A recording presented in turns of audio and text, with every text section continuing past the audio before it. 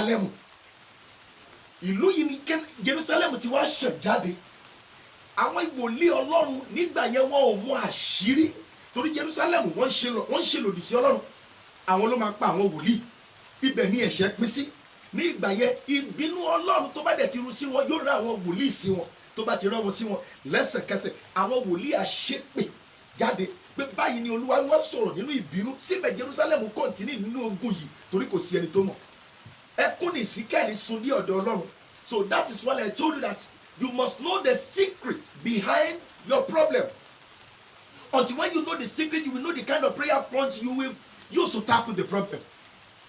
So tí ènìyàn ò bá tí mọ àṣírí ohun tó ń ṣẹlẹ̀ ohun tó fa ohun tó ń ṣẹlẹ̀ ní orílẹ̀-èdè àgbáyé ni pé kò sẹ́ni tó mọ ohun tó kọ̀ sẹ́ kò sẹ́ni tó mọ àṣírí tó wà behind there, and then we will know the secret behind this problem, we will tackle it immediately. So ohun tí ènìyàn ò bá mọ àṣírí ẹ̀ kò lè gbógun tì. Whatsoever you don't know, I told you earlier that is your master. Ohun tí ènìyàn ò bá mọ ọ̀gá ló jẹ́ kí ló dé tí coronavirus jẹ́ ọ̀gá fún gbogbo àwọn dókítà àgbáyé torí wọn mọ àṣírí àti òtítọ́ tó ń bẹ nídìí ẹ̀. So ohun tó ń ṣẹlẹ̀ sí Jerusalem ní ìgbà yẹn náà nìyẹn tó jẹ́ wípé kò sí ẹ̀dákẹ́dá kan tó mọ àṣírí ogun tó ń ja Jerusalem. Ohun tó kàn ṣẹlẹ̀ ni pé ọ̀tẹ̀ wàhálà àti ìdààmú even though lọ́jọ́ tí Jésù gan máa gun kẹ́tẹ́kẹ́tẹ́ wọ Jerusalem ó kù díẹ̀ kó débẹ̀ ó ṣẹ́ ìpè ńlá kan ṣo jáde wípé ègbé ni fún Jerusalem.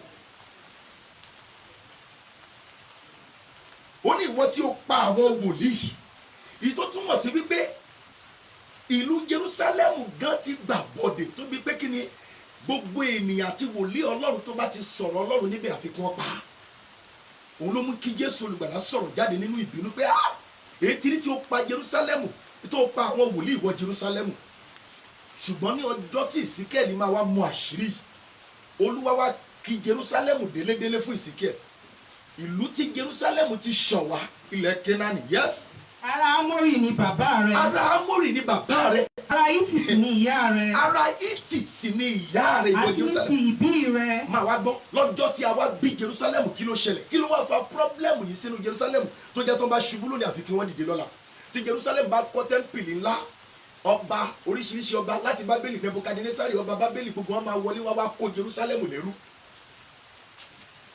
So ní ọjọ́ yìí ni Olúwa wá mú Ìsíkẹ́lì wá mú àṣírí tó bá ti wá mú àṣírí yìí tán wá mọ ìgbésẹ̀ tó kàn láti gbàdúrà fún Jerusalem. Ará kí ni ìyá rẹ̀? Ará Hítì sì ni ìyá rẹ. Ará Hítì ni ìyá rẹ̀. Àti ní ti ìbí rẹ. Ní ọjọ́ tí a wá bí ìwọ Jerusalem. A kò dá ọ ní ìwọ. Òtítọ́ kí ni wọ́n pè ní ìwọ? God.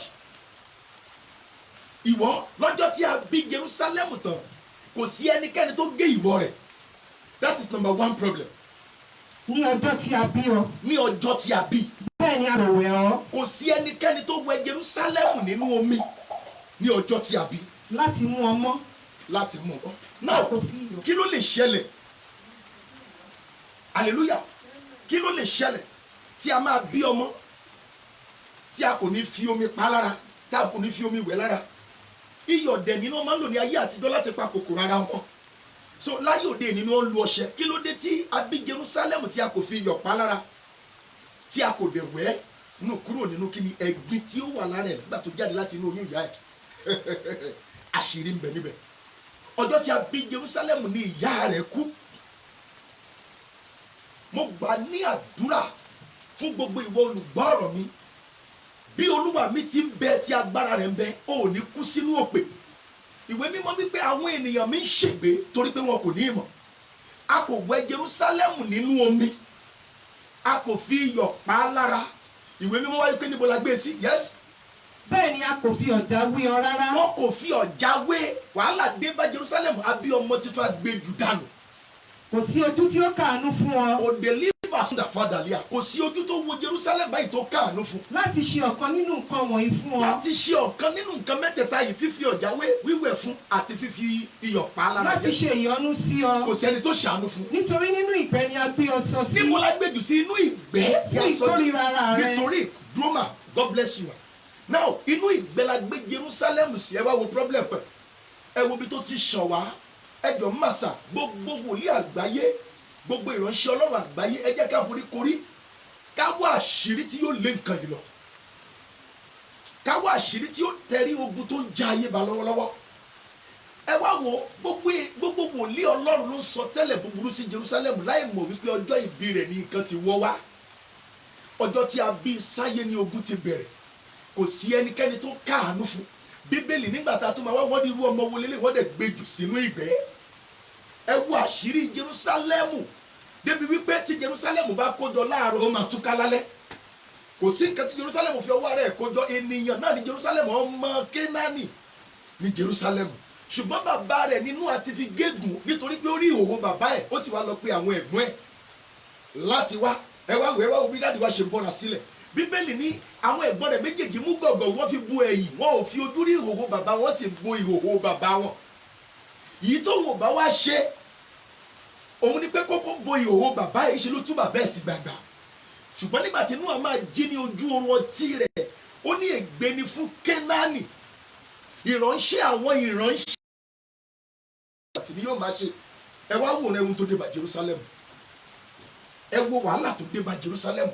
Títí Jerusalem ṣe ìránṣẹ́ títí dìgbà tí Olúwa lò kíni Trump láti gbé capital Israel fún Jerusalem. Ó ṣe ìránṣẹ́. I prophesy to your life as an oracle of our Lord Jesus Christ. The truth behind your problem, the Lord will expose it in the name of Jesus. Bọ́n tí ìwé mímọ́ sọ ń bẹ̀ yẹn, agbẹ́jù sínú ìgbẹ́, kò sẹ́ni tó ṣàánú fún. Yes. Nígbà tí mo sì kọjá lọ́dọ̀ rẹ̀. Nígbà tí Olúwa wá rí kọjá wò pé odidi ìlú ńlá kan la gbé jù nù yìí. Tí mo sì rí ọ. Olúwa ni mo rí ọ. Tí a tẹ̀ ọ́ mọ́lẹ̀ nínú ẹ̀jẹ̀ ara rẹ̀. Wọ́n tẹ̀ ẹ́ mọ́lẹ̀ nínú ẹ̀jẹ̀ ara rẹ̀. Mo sì wí fún ọ. Olúwa wí pé. Nígbà tí mo wá nínú ẹ̀jẹ̀ rẹ pé. tó wà nínú ẹ̀jẹ̀ rẹ pé. Yé. Nítorí jẹ́ kí Jerusalem yé nìyẹn. Olúwa ló ṣẹ̀ wá sọ àsọtẹ́lẹ̀ sínú ayé Jerusalem tí Jerusalem fi yè. Òtítọ́ mà dára jù kéèyàn mọ̀ lórí nǹkan tó ń ṣẹlẹ̀ sí lọ́wọ́. Ohun tí o bá mọ̀ nípa nǹkan tó ń ṣẹlẹ̀ sí ẹ, ọ̀gá rẹ ni yóò máa jẹ́ láéláé. Ṣùgbọ́n ní kété tó bá ti mo ti di ọ̀gá rẹ̀. Mo gbà ní àdúrà fún ọ àti fún àwa Kìrìsìtẹ́nì àgbáyé àti fún ìránṣẹ́ Ọlọ́run. Àṣírí ohun tó ń ṣẹlẹ̀ lọ́wọ́lọ́wọ́ Olúwa kó tú fún wa lórúkọ Jésù. Àkókò tó yẹ kí gbogbo ayé wa Ọlọ́run rí ni torí dókítà ti try best wọn. At the end of the day, òfò ni ọ̀pọ̀lọpọ̀ wọn mú. Àwọn ọlọ́gbọ́n ayé wọ́n ti sa gbogbo ipá wọn, òfò ni wọ́n mú. But we don't know the secret. Ẹ jẹ́ ká lọ síwájú Ọlọ́run ká béèrè, dádì, kí ni àṣírí ńlá kan ṣoṣo tó wà nídìí ọ̀rọ̀ yìí? Lótìtọ́ la gbà pé ayé ti ṣe, but Ọlọ́run kì í pẹ́ kó tó gbọ́ àdúrà. Èyí ti rí tí gbogbo ayé ń gbàdúrà tí ikú yìí sì ń lé kan sí lójoojúmọ́. Àti kóra wa jọ sí àwọn ìjọ kan tí ń gbàwẹ̀, àwọn ọmọ Ọlọ́run kan ń gbàdúrà, síbẹ̀ ìtẹ̀síwájú ń bá ìsàn yìí. Ẹ jẹ́ ká padà sí ọ̀dọ̀ Ọlọ́run. What is the secret behind this problem? Let God expose it to us and immediately we should tackle it. Now let me come back to you. Àwa ọmọ Ọlọ́run. Ṣé ló ń kó tí a bá ń là kọjá láyé? Ẹ jẹ́ ká wá àṣírí tó ń bẹ nídìí ẹ̀rí. Tí a ò báyìí tí ì máa àṣírí yẹn, ọ̀pọ̀lọpọ̀ wà ní orí òkè. Fún 3 months 4 months ẹlòmíì sọ̀rọ̀ ẹ̀ sínú àwẹ̀ àti àdúrà. Àdábájọ ìwé ni wọ́n pé àwọn ènìyàn mi ń ṣègbè nítorí wọn ò ní ìmọ̀. Bí a bá ti lè mọ àṣírí ogun tó ń jà lẹ́sẹ̀kẹsẹ̀ ogun yẹn ṣẹ. Because tá a bá ti mọ̀ á lọ sí di rúùtù ní kíni gbòǹgbò ẹ̀ gangan la máa lọ tako. So mo gbà ní àdúrà fún wa wípé gbogbo ipòkípò tó ń kí ẹnikẹ́ni nínú yín wà níbẹ̀ lọ́wọ́ lórúkọ ńlá ti Jésù Kristi Ọlọ́run yóò tú àṣírí yẹn fún wa. Tí àṣírí bá tú la máa tó mọ àdúrà láti gbà. Náà wá gbọ́ mi, a gbàdúrà fún arábìnrin kan. Nígbà tí a gbàdúrà fún arábìnrin yẹn wà nínú àìsàn ọjọ́ pípẹ́. A gbàgbàgbà ládùúrà, Olúwa kí ló ṣẹlẹ̀, ṣàánú fún wa, ṣàánú fún wa. Gbogbo prophetic agenda tí a lè lò fún arábìnrin la lò síbẹ̀ kò sàn. Ó wá di ọjọ́ kan, mo wá kúnlẹ̀ síwájú ọ̀tà bàbá. Tí ọmọbìnrin yóò bá sàn, àwọn tó gbé wá ń bí tó gbé wá síbí yìí wọ́n máa gan orúkọ rẹ̀. Olúwa tú àṣírí, Olúwa ní òṣèṣẹ̀ ń béèrè ọ̀rọ̀. Now wá sọ fún àbúrò ọmọbìnrin kó gbéra kó lọ sí ìlú wọn. Kíṣì nǹkan wà ní ìlú wọn, wọ́n ń dá iná, ẹ̀yìnkùlé náà kọ́ kíṣì yẹn sí, wọ́n máa ń dá iná níbẹ̀. Ewé kan wà tí wọ́n fi òwú tí ń rí so mọ́ òkè, ewé yẹn ti gbẹ. Irun orí ọmọbìnrin yìí ló wà bẹ́ẹ̀ láti ọjọ́ ìbí ẹ̀. A bá sọ fún ìránṣẹ́bìnrin lẹ́sẹ̀kẹsẹ̀ ó gbéra ó lọ.